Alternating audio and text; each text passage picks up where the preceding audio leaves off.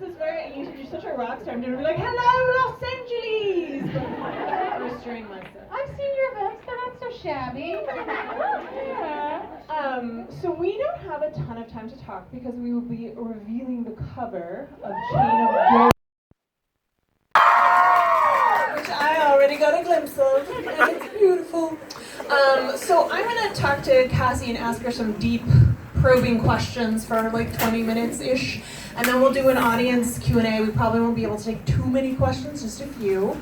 And please, guys, no spoilers. It's a big book, and I suspect all of you have finished it, but I don't think so. How many of you have actually read Queen of Air and Darkness?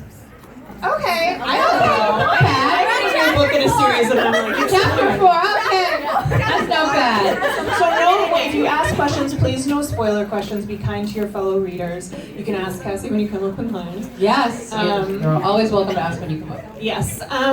So I wanted to start with, I'm always curious when I'm talking to an author or an artist about what you think makes up your creative DNA. Like, what were the things when you were a kid that really got in your head, that you fell in love with, or maybe you didn't even realize how much they locked in for you, that impacted your work? I mean, I think we all want to say like, it was Vanity Fair, Sure. And it was, the works of Proust untranslated.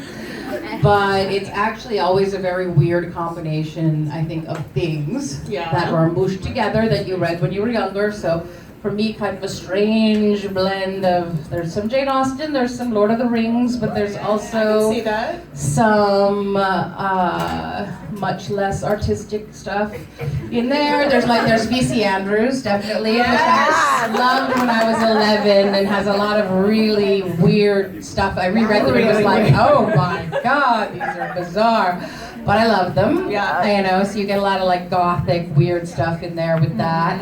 And I'm trying to think, I did love a lot of classic fantasy, the Narnia books, the Black Cauldron, those were great and very, and very informative, but also I think my mom read a lot of murder mysteries, like a lot of Agatha Christie, a lot of like British mysteries, so I think like a big obsession that I have with like, England, English history all came from reading all of those books. I feel like I'm still kind of obsessed with British murder mysteries. Actually, I still love them. I will still read them. Yeah, anything British, like British Bake Off, British mysteries. Wow, British Bake Off. Yeah, that was a big hit. I have not seen British Bake Off, but I will pretty much watch anything on Netflix that is like a British mystery that takes place in the Shetland Islands. I'm like, oh, I watch that. But you grew up kind of all over the world, but we're both LA people too. True. We were in high school basically at the same time here. We even have some people we know in common. We do. Hilarious. I did a book report with one of our friends. That's true. We did not get a good grade, it's fine. I don't know, there are different arguments about who didn't pull their weight in the book report, so. It's a long-standing grudge. I always felt a little like LA had a very peculiar kind of magic to it. It's not like the magic you find other places. Is there any place, and this is a city that plays a big part in the series, is there any place that for you felt magical, or like a place that resonated for you? I mean, yes, and I agree with you. LA has a very odd magic. People don't always, I think, see it, and I was always kind of defensive of it when I was growing up, and people would be like, oh, Los Angeles is ugly, and I'd be like, but you don't know where to go. Like, you don't know where the places are that are beautiful, and you only just see like Lincoln driving from the airport. And for me, like, the beach is extremely magical. Then, especially if you drive up the PCH to Leo Carrillo, I love that place. And you have these sort of rocks sticking out into the water. And when I was doing research for Lady Midnight, I came up to Leo Carrillo, and I brought our mutual friend Holly Black with us. And I was, yes, Holly. Yes. I was researching up there, taking pictures, and and a large wave came and carried Holly away. And she screamed as she was taken by the sea. And I was like, there's no point to that story, I just thought it was funny. Got her back eventually, but I was like, Holly would be fine with that, of all people. I heard she actually said, I'm being taken by the sea. She would just be like, I go to meet the king of the deep. Yeah, I was like, And also, I think up in the Santa Monica Mountains and in the Hollywood Hills, especially at night. Like, it's just, you know, it's extremely beautiful. This is very interesting to me because I am not a nature person. Mm-hmm. You seem to be a nature person. I mean, my parents were deranged nature people, and they dragged me all over the mountains and the deserts and the seas when I was a child. So I hiked all through the Santa Monica Mountains and all around the deserts, you know. This is my nightmare.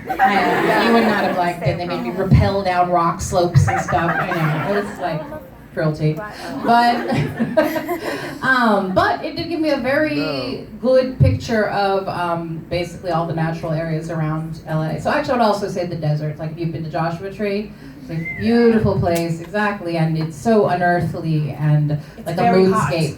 It's very hot. It's not very always dry. It's not always hot. Sometimes it's cold. Sometimes it's unbearably cold, not just. Now I live on the East Coast, and you can't just like leave New York and in 2 hours be in the total wilderness. It's not. It's much more built up. So that is something I do like about LA. But you chose to live on the East Coast. That is because my husband is there. Oh. I keep trying to explain to him that it is possible to live in a place that it doesn't snow, but I don't think he believes me. But you do travel a lot. A lot. And a lot of your inspiration comes from travel. That is true. Talk to me about, we've gone on retreat together. We've done some, I love to be on retreat. I think it's this luxurious, magical thing that I never knew existed when I became a writer. And I love the feeling of being in a room full of people who are sharing the same misery. Of being like, well, no, it's great to look up from your laptop and be like, I don't know what I'm doing. And the other person's like, me neither. But talk to me about how travel changes your experience of writing and why it's important. I mean, I think travel changes your perspective.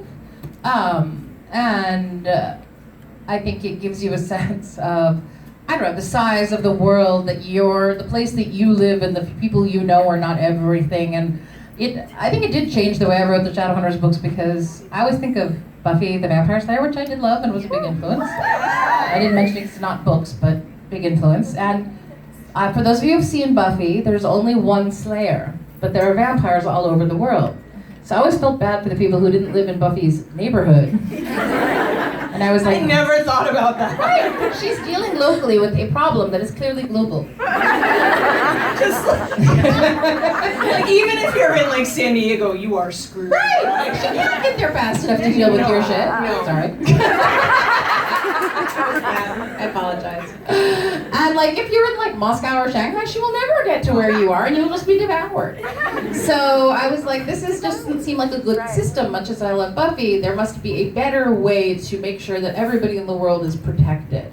And so I think that was part of the inspiration for creating the Shadowhunters as a global organization with institutes in every city. And I think, you know, traveling so much definitely gave me the thought, whenever I was traveling, I always think, where would the institute be in this place? So here I am in a new city, where's the institute? And it's always a fun way of looking at it. That's really cool. Not in Joshua Tree.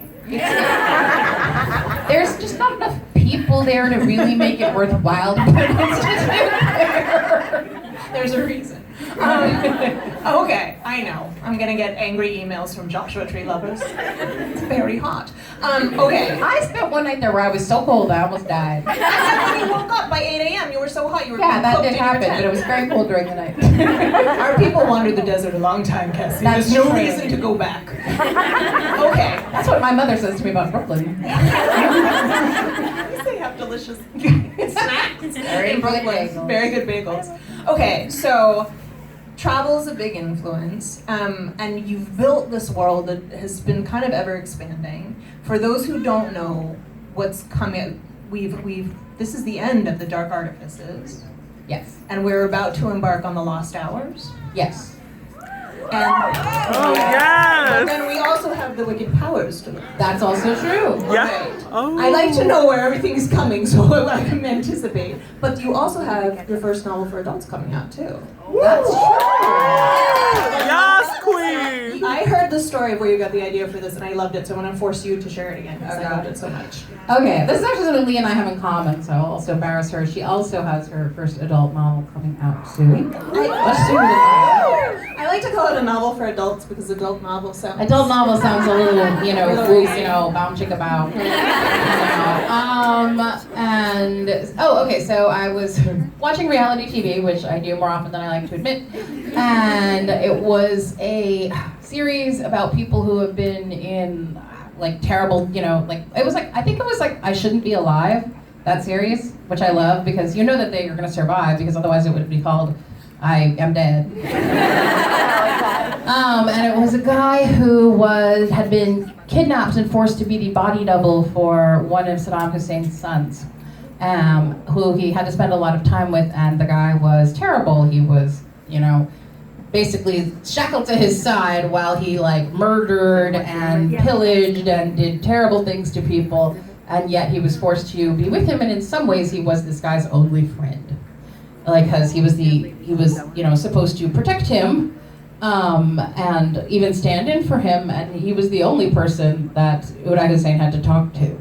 So I thought, wow, what a fascinating, idea. And so I thought, I basically came up with a imaginary secondary world. So this is like Westeros, or a world, it's a secondary fantasy, a world I built myself that's not part of our world, in which a boy is taken to be the body double for a crown prince of a kingdom, who he looks very much alike to, and it's not exactly the same in the sense they have a very complicated relationship, but he is, again, in a situation where he is the only person who really knows the crown prince, who is not a particularly nice guy and is stuck in the position of being do I do something? Do I just keep my head down and try to get through this, or do I do something about the fact that we may soon be ruled by a maniac? So, yeah. Tell them about the title, though.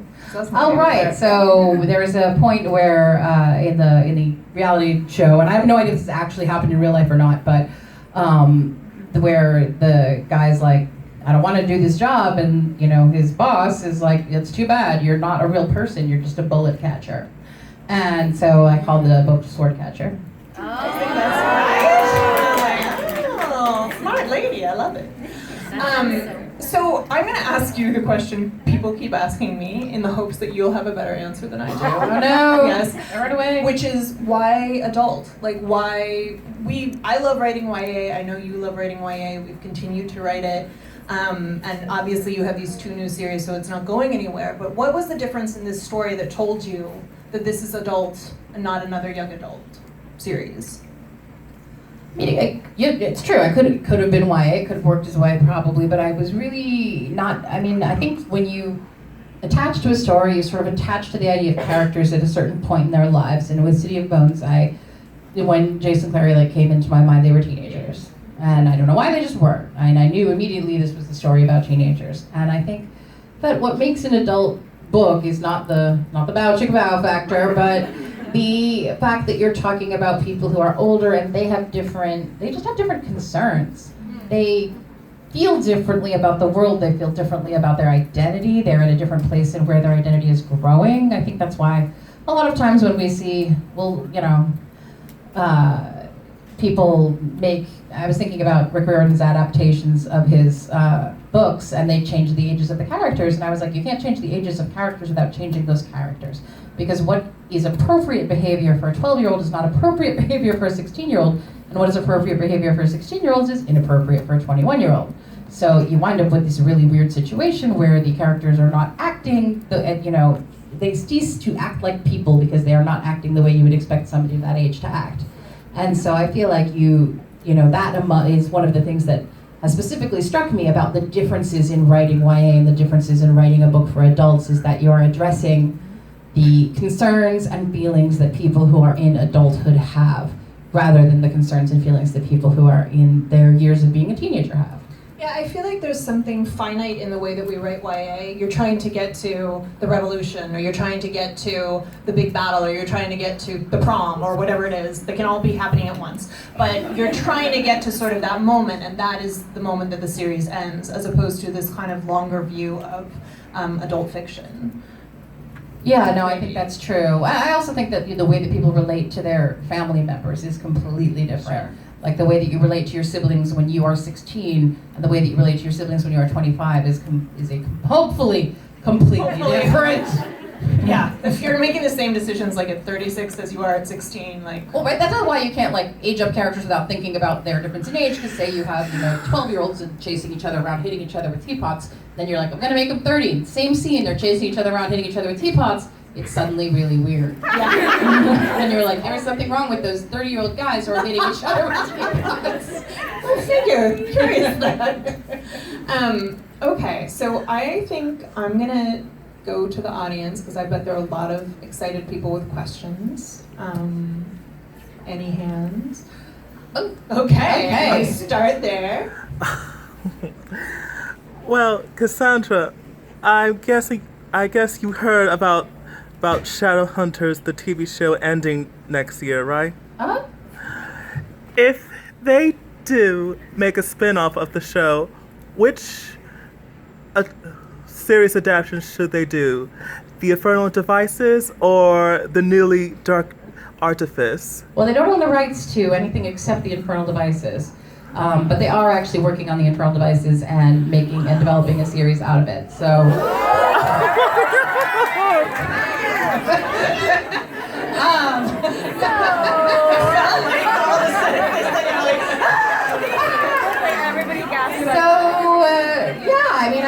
I've met the writer, and she seems cool, and yeah, I know. And I have complicated feelings about it, but I read the pilot, and it was actually pretty good. So, I know. They're all making sad noises like whales that are dying. I should say now, I don't think you're free to answer a ton of questions about this, so no casting questions and stuff. Oh my god, I knew it! Oh yeah, no, it's not anywhere near that stage. It's out there. They attached some new people to it recently, and they are gonna, figure out where they're going with it. But it took them 3 years to make the television show. So I'm almost 6 years to make the movie. So stuff in entertainment often goes quite slowly. So we'll just have to wait and see what happens. Yeah. Okay, with the bun. Oh, nice. Hi. I was wondering what was the hardest thing about writing this last book for you, your biggest challenge? This last book almost killed me. You were around. I think it was around. Awful it was noises. fairly terrifying. It was really bad. Never again am I going to tell a book from 14 different viewpoints. That was a bad idea I had because you have to, you create, for every character as a viewpoint, there's an arc and there's a story about that character that needs to be wrapped up. And I did love telling the story of this huge family and their friends and this big group of people, but at the same time, it was definitely agony to try to kind of pull it all together and make a satisfying ending while at the same time leaving open what was going, some doors for what would happen in the Wicked Powers. I think for me what was hardest about the book is that there's a really, terrible loss in the second book. At the end of the book, we lose someone. I know, there's a really terrible death. Very hard to write, and what's really difficult about this book was because what's hard to write about death is not so much the one scene where someone dies, it's how everybody deals with it afterwards. And so this book, a lot of it, is about making meaning out of loss. And that, I think, is you have to really go into your own emotions of think of loss that you have experienced and draw on that, and that can be very hard. I found that really hard too. I was in King of Scars, there's a character who's grieving a loss from Crooked Kingdom, and it was... But I'm not sorry. She's like, oh, the pain, and I'm like, but I will say, but for me, writing those scenes as somebody who's lost somebody very close to me, you do call up these emotions that you don't really want to call up. I think it's like method acting almost. There, you have to actually tap into your own feelings about this thing, and so tapping into your own grief is difficult. The thing to me that's funny is I'll be sitting and writing. I used to really have disdain for people who said they cried when they wrote. I was like, oh, come on. You're such a genius, you made yourself cry. And I'm sitting there writing, I'm like, and I remember my friend Morgan being like, what? You're doing it. Just stop doing it. You can't stop. All the way in the back, another bun. Yes, just everybody put your hair in a bun and I'll call you. I can project my voice. Okay. So, I started reading these books 10 years ago when I was a freshman, and now I teach high school English. So what would you say to those students starting out now, reading your books? Because I'm going to be teaching City of Global. You've got a storm coming. You mean about the experience of reading? I guess what they can I don't look forward to this series, because it changed the way that I read. Oh. Did it? That's lovely. Thank you. It means a lot to me. I guess I would say that one of the things that I hope that it will do for them is help is be a world that they can get lost in. That this is a very big world, that there are many stories in this world. Many stories in the Naked City, huh? And that, like, you know, they're not, I hope it will help them to not be scared of picking up, you know, books that have different, for one thing, like, I think one of the things that's great about my readers is that they have transitioned past the point of being like, I will only read a book with these main characters, because there are now so many books, and so many short stories, and so we have Jason Clary, we have Emma and Julian, we have Tessa and Will and Jem. And hopefully we love them all, and so hopefully it will give them a way of entering into a world where they can love, you know, so many different characters. Whoa. Oh my gosh. One. Was? Okay, the wiggly hand. Yeah. You can yell. What inspired you to write, like, all of these books? Like, where did this inspiration come from? You know, I think stories just kind of like come to us and sort of pressure us to tell them. You know, it's not really I mean, I don't want to say there's no voluntary choice aspect of it, but usually there is a, you know, something will pop into my head, a scene or a story or just a relationship between characters, and I will, you know, jump up and want to, like, write that down. So, I don't know, it comes in pieces. All right, Black Jacket? What or who inspired you to write about Drusilla? And what inspired you to write about her personality, knowing that she's the youngest and she feels excluded a lot of the time, but she feels like she's a lot older than she is? I love Drew, and I think, you know, one of the things that inspired me about Drew is that she's not the same, you know, kind of body type as most of the rest of the Shadowhunters. They do exercise like 14 hours a day, so. But she's kind of a rounder girl, and as a plus size lady, I wanted to see, you know, that, you know, my own experience reflected in a book, and I think the experience of lots and lots of girls who, you know, are not, you know, as the skinniest girls in the world, but are still, yeah, fit and beautiful and happy. And I wanted to show that in Drew. And so, you know, I think also there's that part of her that I totally relate to, that when I was growing up, I loved horror movies and anything dripping blood. It was, you know, skeletons and gross things, and she loves that stuff, and so do I. One of my favorite scenes in Queen of Air Darkness is when she watches horror movies with Kieran, because he's like, I mean, he's like, what is why? Okay, Richard? Okay, so my question is that when you write, do you try to write more original stuff, or do you try to deliver to your audience like what you think that they want to read? I think that what they want to read is more original stuff. I mean, I think that a lot of times I get, can I have more of this, can I have more of that, can I have more of this particular, like, 2 characters or whatever, and I always think, okay, what you want is not that specific thing, like more of this. What you want is more of that feeling. And so what I try to do is do something different, but that will also replicate that feeling of reading enjoyment or suspense or pleasure. So a dedication for Queen Fair and Darkness says, for Sarah, she knows what she did. So what did Sarah do? Poor Sarah, I know. She's gotten so much crap, and I was like, man, I feel bad now. She came up with the idea for Thule with me. And I was like, that is really dark. I like it. I'm doing it.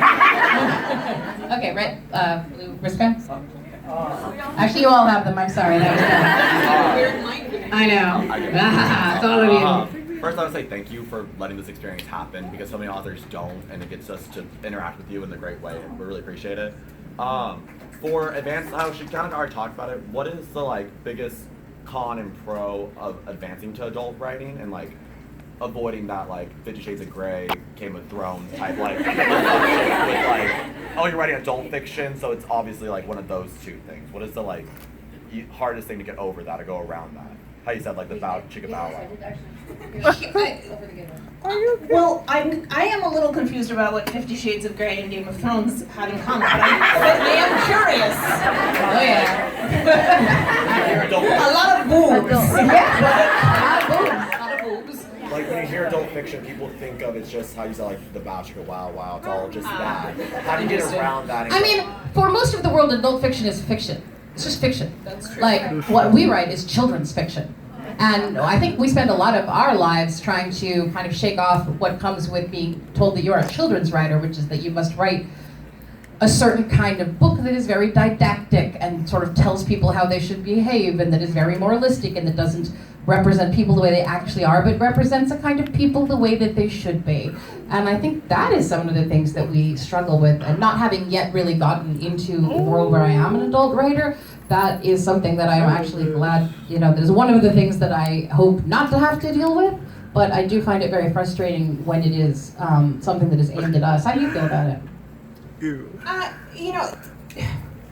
I think that in the writing of adult characters, or people who are going into a story intended for adults, there's really not this dividing line that people want to believe there is. The fact is, young adult is largely a marketing category. If you look at all of the different books in young adult, To All the Boys I've Loved Before is next to The Hate You Give, which is next to The Mortal Instruments, which is next to, there's a wide variety, and it's very hard to actually point to what these books necessarily have in common. And I think people spend a lot of time trying to define young adult, because the truth is it's just a way for people to find books, right? And my theory is that fiction, as opposed to adult fiction, was not answering a call for stories, right?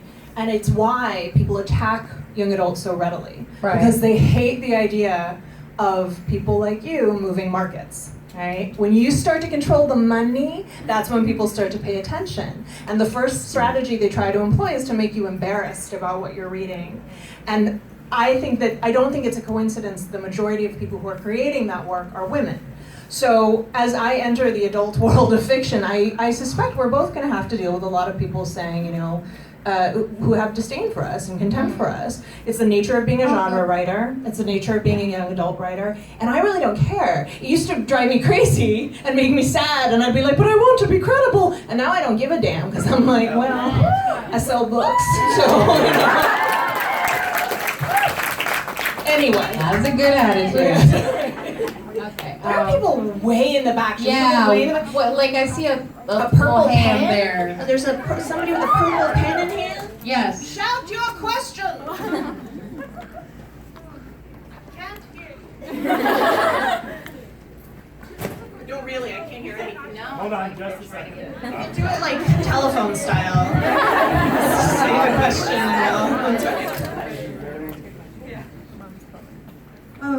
This is the first time I felt passionately enough about an author to drive 3 hours to get an autograph.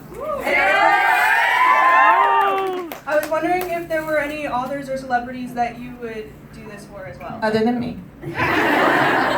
Of course, I would definitely do this for you. I have done this for authors in the past. And I'm trying to think celebrities. Probably Robert Downey Jr. We all know. I know. I had a crush on him when I was like 12, and it remains. I actually got up at 3 a.m. and came to this very grove to camp out for wristbands for George R. R. Martin's signing. Oh. Yeah. But you would do it for Stevie Nicks. No, the only person I stand is Stevie Nicks. Okay? Like, I would do anything for her. But I deliberately did not dress this way when I went to meet her, because I didn't want her to be like, hello, weirdo. Yeah. Okay. There's. Okay. People wiggling their books back and forth. Put your hand up. We're going all the way back again. I know. I just felt we should try to reach them. Like they're floating on an iceberg way in the distance. Okay. Hi. Do you have any advice for aspiring writers? And we look at each other. I usually, I usually say read as much as you possibly can. I've never met a writer who was a good writer, a successful writer, a happy writer who wasn't somebody who read a lot. So, you know, when you have while you have the time, just attack books, read them all, devour them. And if you want to write YA, don't just read YA. If you want to write fantasy, don't just read fantasy. You want to broaden your palette. So, you know, and people often ask me if they need to be English majors or they need to enroll in the MFA. No, you don't. But what you do need to do is like go online and still their syllabi. You can see what they're reading and they'll pay the price. But most classes now post their syllabi online, and it's a great way to sort of figure out how to broaden that palette that you're drawing from when you write. Okay, I don't think we have time for a couple more. Okay, right there. Classes? Oh, yes. What is, I just want to say one, thank you so much for writing these incredible books. Both of you, really, you guys are both just incredible, inspiring women that changed my life. And I want to say thank you. Love you. And the second thing I wanted to say was, what inspired you to write such an incredible story of William and Tessa? I feel, I've never read something so incredible and amazing where I was rooting for every single person, where I was so connected to all of them, and at the very end I cried so much that I had like 6 boxes of tissues on my bed. Aw. I mean, I'm trying to think if it was something specific. I mean, it was for the people who didn't hear, she asked about Will and Jem and Tessa. How this came to be. I mean, originally it was a retelling of Tale of Two Cities, which you don't all have to read. Many people have been like, why did you make me read that? It was really boring. I loved it when I was a kid and I read the end of the book in which there is a tragic sacrifice made by one character for the sake of love. I cried a lot, and I thought I would like to be able to bring that kind of feeling of crying a lot, but in a good way, to other people. So, you know, a lot of what is in, I think, you know, the Clockwork series is sort of, it's not so much as a retelling of Tale of Two Cities, an attempt to kind of capture what is happening in Tale of Two Cities, which is, you know, a sort of a selfless love that is so intense that you would do anything for somebody else, even give up your life. And that was what I was trying to capture there, and I think that you know, that's what makes us feel it so strongly. It really worked. I'm gonna pick this lady over here. Hello. Hello. Good to see you. Good to see you too. Are you going to be doing any more autistic Shadowhunter characters in the future? Well, so did you like Ty? Yeah. Good, I'm glad.